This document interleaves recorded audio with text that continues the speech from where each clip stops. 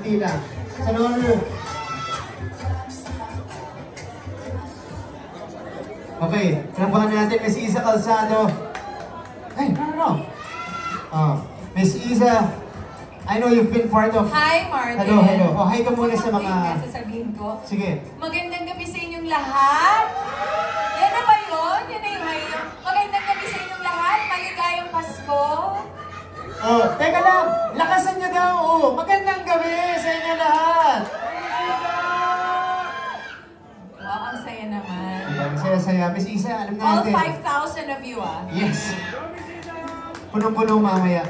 We know you've been part of a lot of big projects already.